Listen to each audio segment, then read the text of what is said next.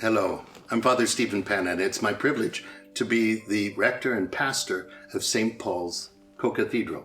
A year before the beginning of the pandemic, our parish went through a reflection, a discernment on whether or not we should begin a process of renovating the physical structure of the church.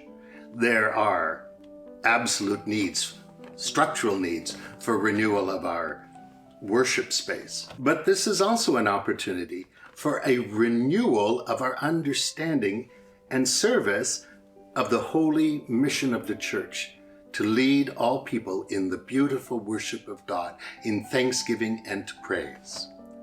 Now, the pandemic intervened, but during that time, much reflection was done. You know that preliminary schemas have been put out to help people understand the way in which our renovation committee has seen us moving forward. Now a new moment has arrived.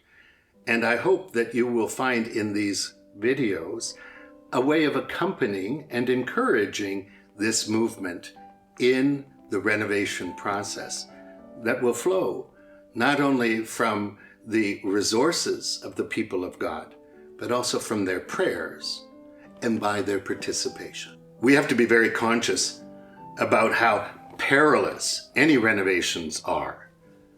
Think of moving something in your own room. If someone came in and shifted something, you would be upset. Think of the kind of challenges that a family faces when they're trying to discern a renewal or a removement within their own home. Well, when you have a house that is a home for many homes, you have an even more intense experience of wanting the space to be both welcoming and meaningful and also respectful of what it has been. What am I talking about? When I was a young kid, one of my favorite books was called Il piccolo mondo di Don Camillo, The Little World of Don Camillo. How I loved that priest, Father Camillo. He was, like his best friend, who was the communist mayor in this post-war town in Italy, the largest, strongest, physically strongest man in the whole community. He could tear with his hands, bare hands, a deck of cards in two. And he and Peppone, the mayor, who is a communist, though deep down respectful of the church, are constantly at it, sometimes physically at it. In fact, there's one story in which Don Camillo gets a bit carried away in his combating the communists and picks up a bench and starts beating everybody up in the bar with the bench. Well, the bishop decides that it's time for Don Camillo to take a holiday, and he's exiled off into a small town in the mountains around Emilia. The bishop sends a new priest, a young priest, a studious priest, a very holy priest to replace Don Camillo. And of course, the very first Sunday that the new priest is there to celebrate Mass, the whole of the town shows up to see what they've got, including the communist mayor who's sitting in the very front pew.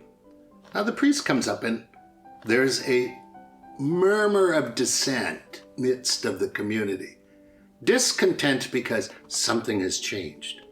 A candelabra has been moved over to the other side, and in its place, there is a picture of Saint Rita of Cascia. That's not the way it was.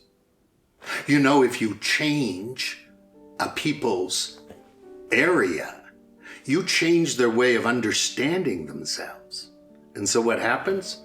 Halfway through the Mass, Peppone can't take it anymore. He jumps up, moves the candelabra to its old place, and moves the picture of Saint Rita of Cascia out of the way. And the people all applaud him doing this.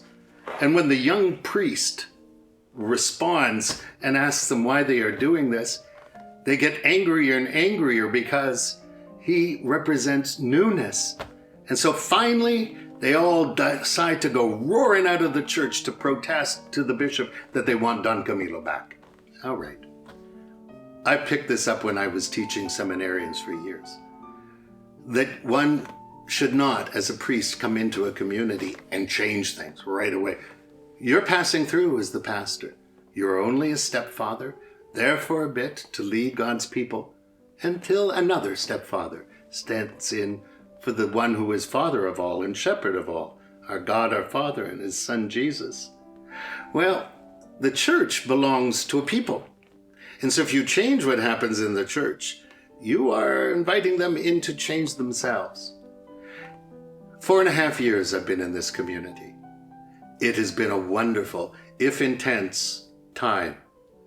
And now I know is the time for this community to experience not something that is going to deny who we have been and have become, but rather respond to what the Holy Spirit who is at work in us is doing for future generations.